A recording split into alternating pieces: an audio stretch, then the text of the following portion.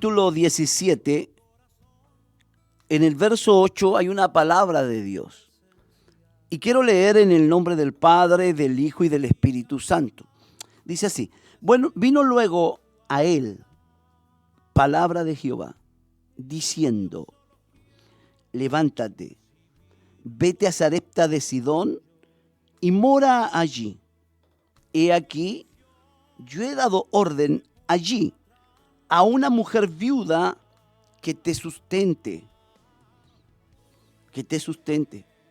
Entonces, dice la Biblia que él se levantó y se fue a Sarepta, y cuando llegó a la puerta de la ciudad, he aquí una mujer viuda que estaba recogiendo leña, y él la llamó y le dijo: te ruego que me traigas un poco de agua en un vaso para que beba. Y yendo ella para traérsela, él la volvió a llamar y le dijo: te ruego que me traigas también un bocado de pan en tu mano. Úsame, Señor, predicando para la gloria de tu nombre. Úsame, Señor.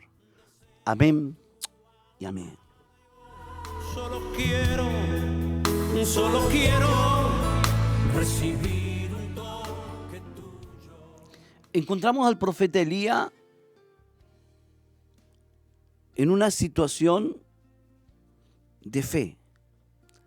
Un hombre que Dios lo envía en un tiempo de sequía a un lugar llamado el arroyo de Querib, frente al Jordán.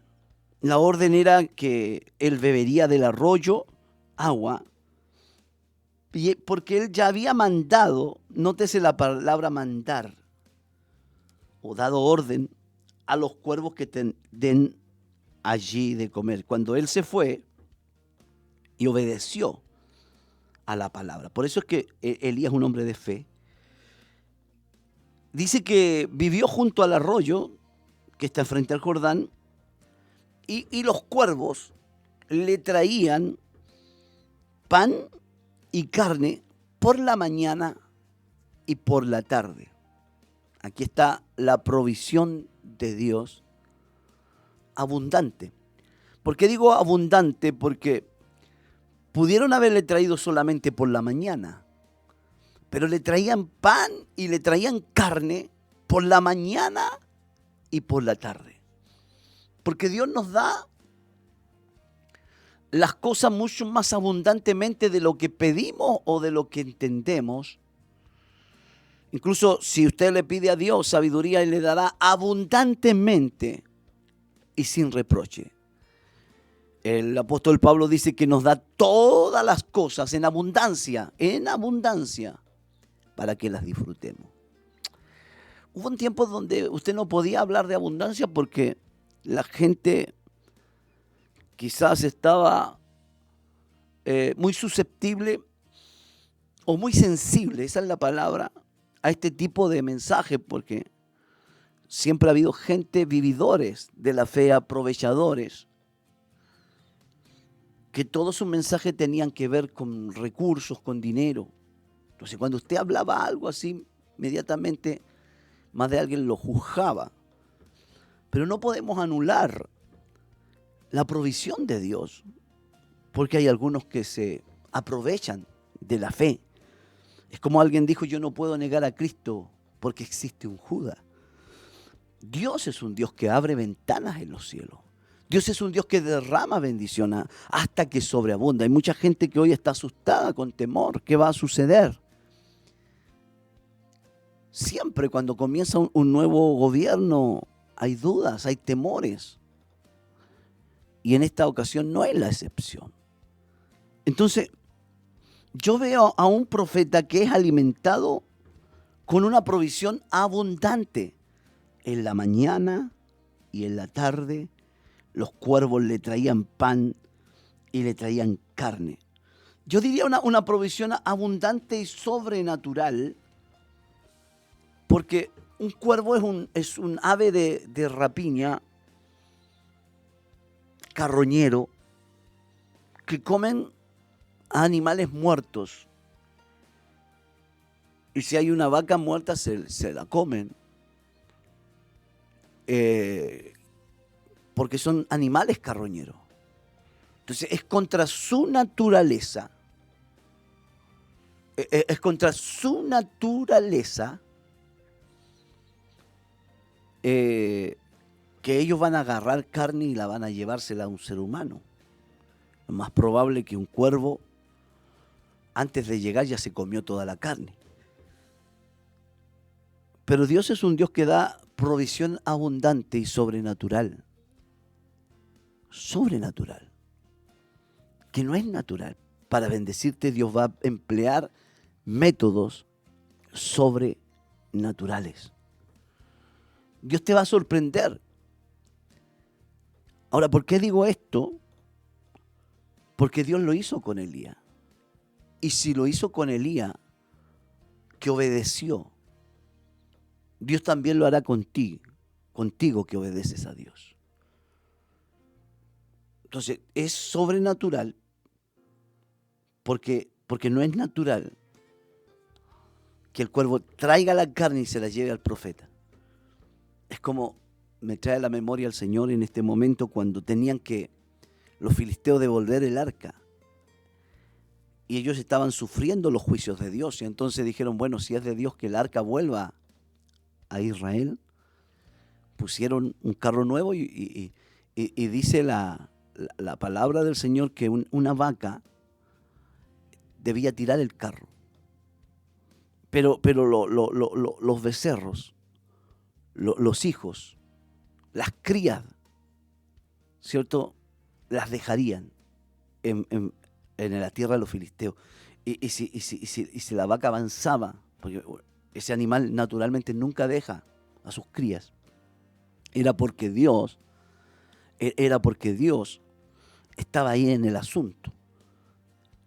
Y contra naturaleza, las vacas avanzaron. Y aunque iba la vaca llorando, iban dejando sus crías. Porque era de Dios que el arca volviera a la tierra de Israel. Quiere decir que Dios cuando hace cosas, a veces hace cosas sobrenaturales para cumplir su propósito.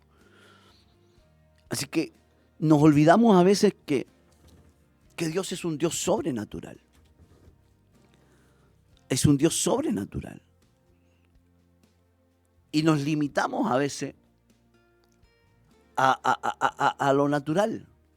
Y tú sacas la cuenta y decís, en tanto tiempo yo voy a poder pagar esta casa, este carro, este auto.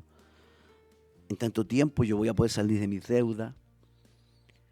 Pero Dios dice que es abundante y sobrenatural. Quiere decir que Dios te puede darte abundantemente. Es como el testimonio que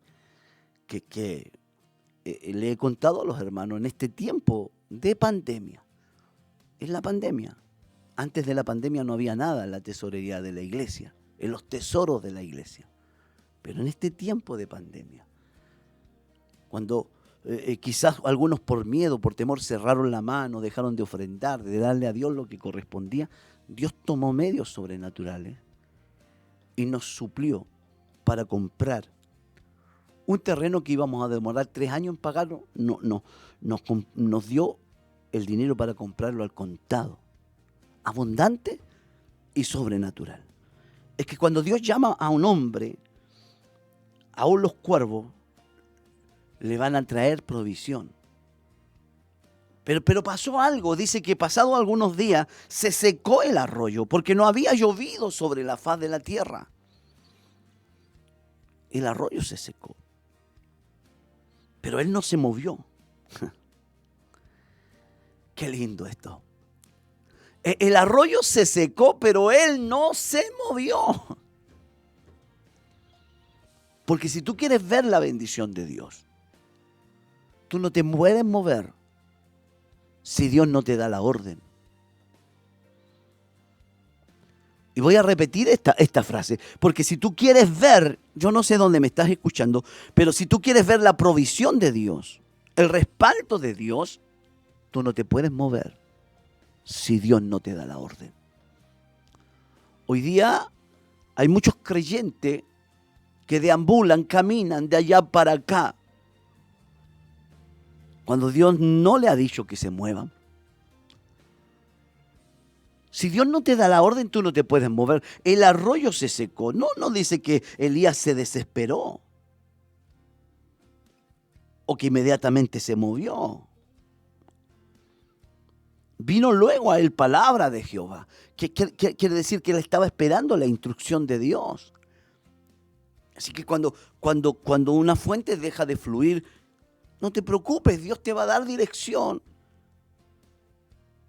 Es porque Dios tiene otra fuente.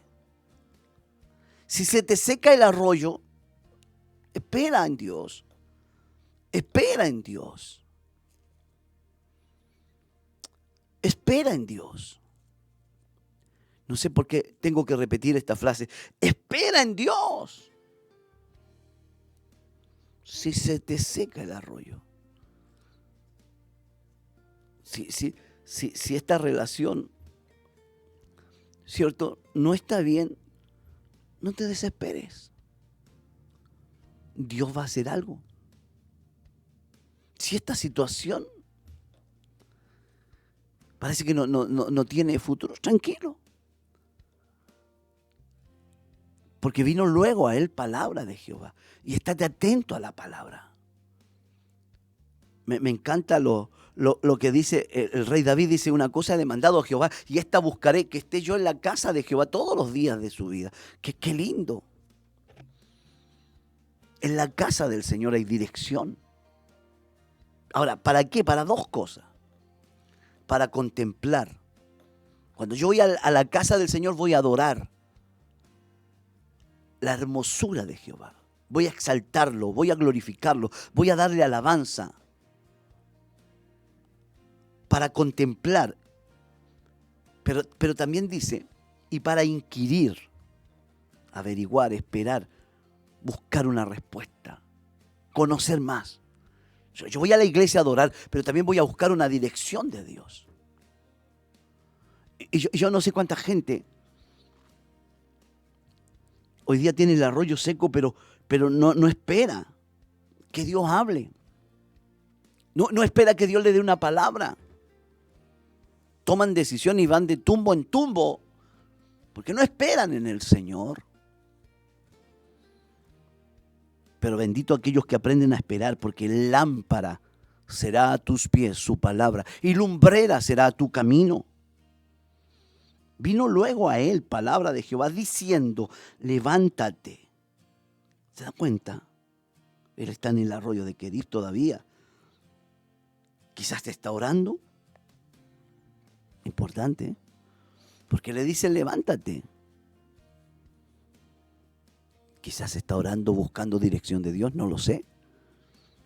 Vete a Sarepta de Sidón y mora allí. He aquí yo he dado orden allí a una mujer viuda que te sustente. Me imagino al profeta, se levanta, se va a Sarepta, y cuando llega a la puerta de la ciudad, dice que vio a una mujer viuda que estaba allí recogiendo leña, y él la llamó y le dijo: te ruego que me traigas un poco de agua en un vaso para que beba. Aquí hay algo importante. Quizás el profeta no sabía qué mujer era. Me trae a la memoria cuando Eliezer, el criado de Abraham, va a buscar una esposa para Isaac. Él no sabe, le pide a Dios señales. No sabemos si Elías pidió señales para ver, o dijo: bueno, la mujer que me traiga agua, esa será la mujer que Dios tiene, la viuda, para que sustente al profeta. Y quizás Elías hace la prueba llamándola y le dice: te ruego que me traigas un poco de agua para que beba. Ahora, Elías aquí es un tipo de Cristo. Elías es un tipo de Cristo. No es que a mí se me ocurrió, no es una interpretación antojadiza, no. ¿Por qué digo que Elías aquí es un tipo de Cristo? Porque usted cuando ve Lucas, capítulo 4, versos 25 y 26, Jesús cita a Elías. Y quiero que si usted tiene una Biblia, y si es rápido, si no escuche, Lucas capítulo 4, versículo 25 y 26. Vamos a buscarlo acá en la Biblia. Me encanta leer la Biblia, la palabra. Jesús dice, en verdad os digo que muchas viudas había en Israel en aquellos días de Elías, cuando el cielo fue cerrado por 3 años y 6 meses y hubo gran hambre en toda la tierra.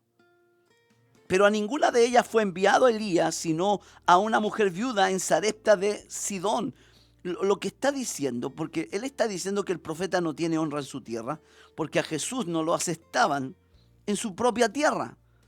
Entonces él hace una comparación y dice, y como son incrédulos, yo les voy a recordar que el profeta Elías pudo haber ido a cualquier casa de cualquier viuda en Israel cuando el cielo fue cerrado. Pero a ninguno de ellas fue enviado Elías, sino a una mujer viuda de Sarepta de Sidón. En otras palabras, lo que está diciendo Jesús, que este profeta es un tipo de Cristo en ese momento, que fue enviado a los gentiles. Porque esta mujer era una mujer gentil, no era una mujer judía, pero tenía fe. Tenía más fe que los religiosos que habían en ese tiempo. Y por eso fue enviado el profeta. El profeta no fue enviado ahí porque se iba a morir de hambre. Ella se iba a morir de hambre. No era el profeta que necesitaba a la mujer, era la mujer que necesitaba al profeta. Voy a repetir, el profeta no fue enviado porque se iba a morir de hambre, ella se iba a morir de hambre con su hijo. El profeta no necesitaba a la mujer, la mujer necesitaba al profeta. Bendito Dios. Hay una historia. Porque aquí el profeta le dice, mujer, tráeme un poco de agua para que beba. Inmediatamente se conecta con San Juan, en el capítulo 4, cuando Jesús le dice a la samaritana, mujer, dame de beber. Y ella se sorprende. La samaritana le dice, ¿y cómo me pides a mí siendo que yo soy samaritana y si tú eres un hombre judío? Si no se tratan entre sí. Y él le dice, si tú conocieras el don de Dios y si tú entendieras quién es el que te está pidiendo a ti de beber, tú le pedirías a él. No era Jesús que necesitaba agua. Era ella que necesitaba agua viva. No era el profeta que necesitaba a la mujer, era la mujer la que necesitaba al profeta. No es Dios que nos necesita a nosotros, somos nosotros los que necesitamos a Dios. No es la iglesia que nos necesita, somos nosotros que necesitamos la iglesia. Aleluya. Aquí hay que entender que fue enviado el profeta para bendecir a esa mujer, porque el profeta no tenía problema, Dios no tenía problema. Dios había enviado un cuervo para alimentarlo. Cuando usted ve más adelante, cuando Elías se queda dormido debajo de un enebro, dice la Biblia que el Señor le mandó un ángel con, aleluya, unas tortillas, ¿cierto? Unas tortas cocidas, bajo la ceniza, aleluya, unas tortas cocidas y una vasija de agua. Entonces Dios es capaz de mandar a los cuervos, es capaz de mandar a sus ángeles. Aquí el problema no era que Dios necesitaba a esa mujer, era Dios bendiciendo a esa mujer. No sé si me explico, yo no sé cuánto entienden que cuando Dios te pide es porque Dios te quiere dar. Si te pide más entrega es porque Dios quiere bendecirte. Si te pide más entrega es porque Dios quiere bendecirte. Si te pide un mayor compromiso con Dios, con su palabra, con la obra, es porque Dios quiere bendecirte. Escúchame bien.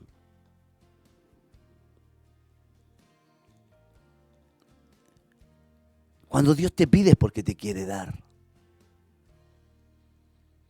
Y eso es una realidad. Y económicamente hablando también es una realidad. Si Dios te pide es porque Dios te quiere dar. Esta mujer no era del pueblo de Dios. Dice que cuando va ella para traérsela, el agua, él la volvió a llamar. Se animó, dijo, esta puede ser la mujer. Y le dijo, te ruego que me traigas también un bocado de pan en tu mano. Y ahí ella le responde, vive Jehová tu Dios, porque era gentil, porque no era creyente. Ella no dijo, vive Jehová mi Dios, ella era gentil.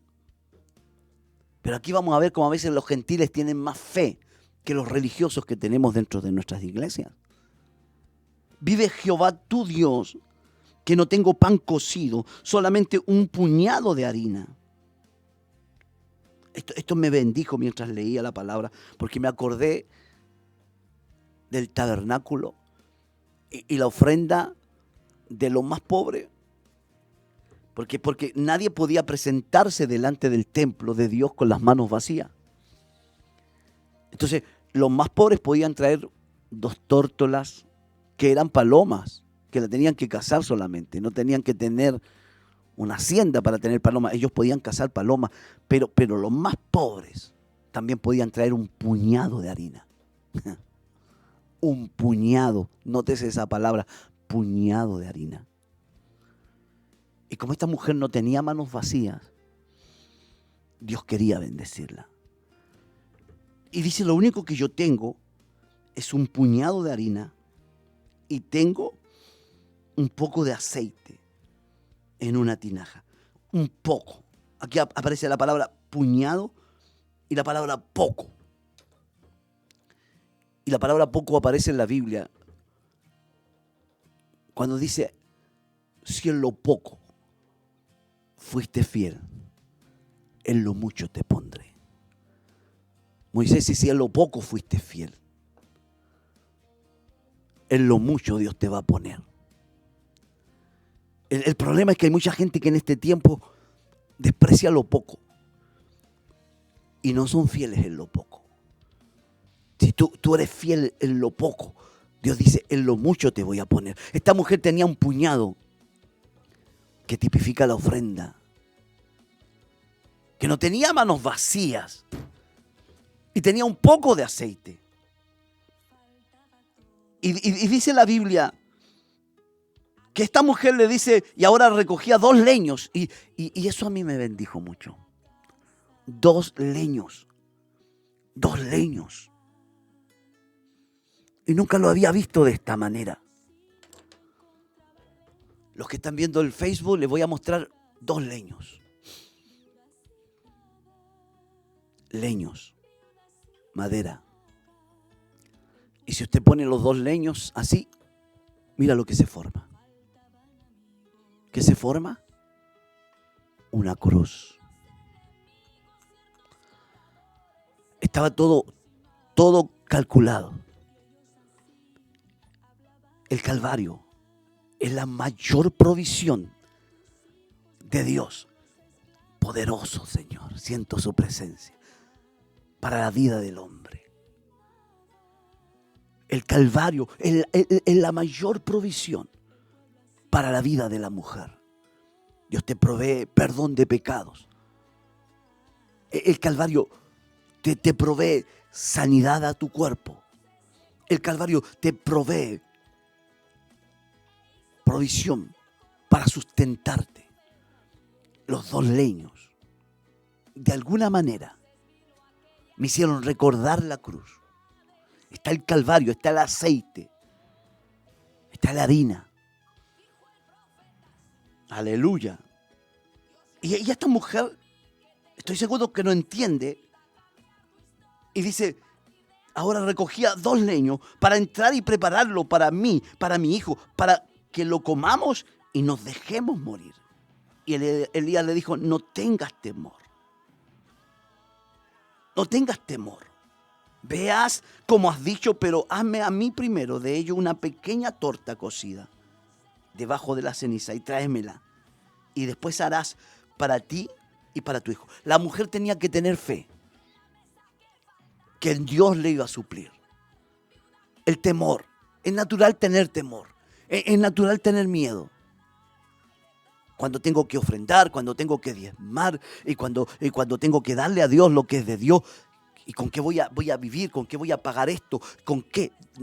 No tengan miedo. Es un acto de fe. Lo primero es lo primero. Lo primero es lo primero. Dame a mí primero, dice el profeta. Cualquiera que lo mira dice, ¿qué se cree este profeta? Pero era una prueba de fe. Y esta mujer que ni siquiera era creyente en Jehová, en ese momento lo hizo. En ese momento creyó. En ese momento creyó. Y la provisión estuvo en su casa.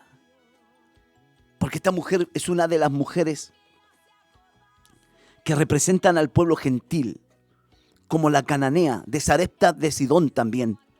La mujer que viene con una fe tan grande que Jesús dice, mujer, grande es tu fe. Lo primero es lo primero. Estos son los primeros días del año. Dile, Señor, lo primero vas a hacer tú. Lo primero vas a hacer tú en mi vida. Antes que mi familia, estás tú, Señor. Antes que mi trabajo, estás tú, Señor. Se dice que cuando uno de los grandes predicadores, no me recuerdo en este momento si fue Moody, Spurgeon, Carlos Finney,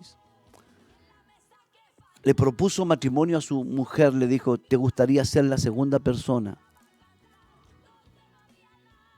más importante en mi vida? Ella entendió inmediatamente y le dijo sí. Porque no te puedo decir la primera, porque la primera persona para mí es Dios. Lo primero es lo primero. Primero es Dios. Yo no sé cuánta gente que me está escuchando en este momento dice, pastor, este 2022, lo primero es Dios. Lo primero es Dios. Aleluya. El tiempo se me fue, hermanos. Si usted quiere escribirme un comentario, yo oraré por usted. Moisés, tengo que despedirme. Hoy día, no se lo olvide, estos primeros cultos del año, démosle a Dios la primicia de nuestra fuerza y de nuestro tiempo, para que Dios sea bendecido por nuestras bocas, nuestras acciones, y Él también nos bendiga a nosotros. Que el Señor les bendiga. Chao, chao. Bendiciones. Miraba la cocina, no encontraba leña, ni fuego, ni brasa. Viuda así